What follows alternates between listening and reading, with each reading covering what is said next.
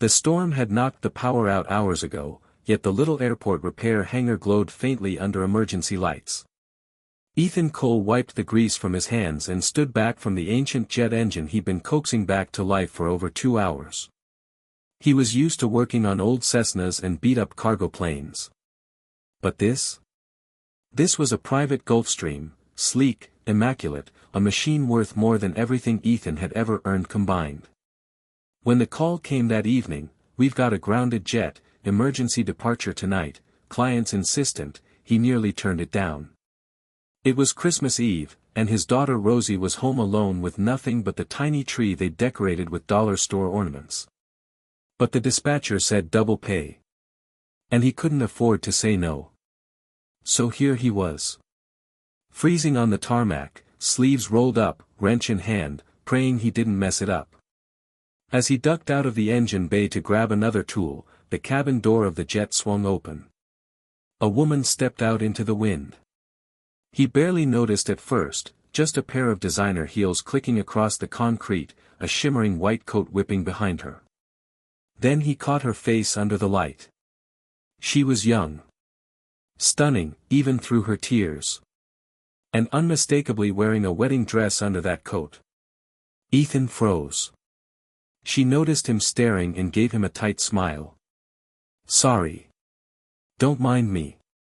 Just needed some air." He nodded awkwardly, trying to look away. But something about the way she stood, shivering but proud, made him hesitate. "You okay, miss?" he asked finally, almost shouting over the wind. She glanced at him, surprised anyone bothered to ask. "I'm fine," she said at first. Then softer, "I just need to leave. Tonight. That's all." She was quiet for a beat before adding, almost to herself, "He didn't even show up." Ethan didn't know what to say. So he just nodded and ducked back under the wing. But as he worked, his mind wandered. Why would someone run to a jet, in a wedding dress, with mascara streaked down her face? Why did she look so lonely? By the time he finished the repair an hour later, the storm had eased. He radioed to the tower, packed up his tools, and gave the jet a final pat like he always did. Then he noticed her again, still standing there in the cold. Something in his chest ached. He thought of Rosie at home, waiting for him with her little plate of cookies. How she'd asked last week, "Daddy, when is it your turn to be happy?" He wiped his hands on his coveralls and walked up to her. "Ma'am," he said carefully, "you don't have to tell me anything. But wherever you're running, I hope it's somewhere better. You deserve that." She stared at him, startled. Then, for the first time, she smiled. It was faint, but real. "Thank you," she whispered. He nodded, embarrassed.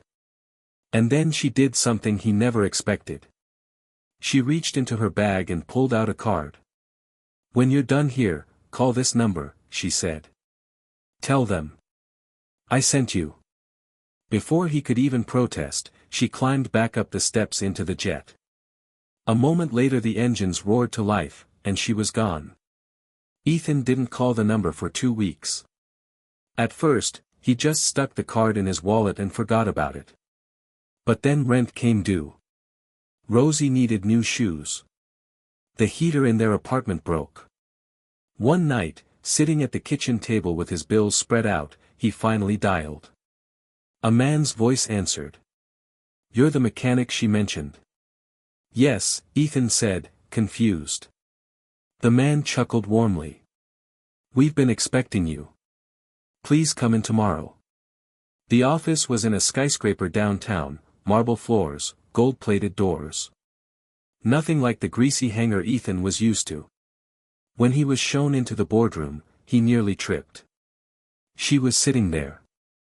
No wedding dress this time, just a sharp navy suit and an easy smile. "I'm Julia," she said, standing to shake his hand. He stared, stunned. "I don't understand," he stammered. She laughed softly. "That night, you were the only person who asked me if I was okay. The only one who didn't see me as a headline or a price tag. Then she leaned forward. My family owns this company. And I've been looking for someone to run a new foundation we're starting, for working-class families. Someone who knows what it's like to struggle. Someone, like you. Ethan's throat tightened. She slid a folder across the table. Inside was a job offer. A salary more than he'd ever dreamed. Full benefits. For the first time in years, he thought of Rosie's question, when is it your turn to be happy? And maybe, this was it. That night, when he tucked Rosie into bed, she looked up at him sleepily. Daddy, she murmured. Yeah, baby. You look different. Happier. He smiled and kissed her forehead. Someone reminded me, he whispered, that being kind, always comes back to you. And on that cold December night, a poor mechanic and a billionaire bride each found what they'd been searching for, not just an escape, but a reason to hope again. Because sometimes the smallest act of humanity can change two lives forever. Kindness costs nothing, but it's worth everything.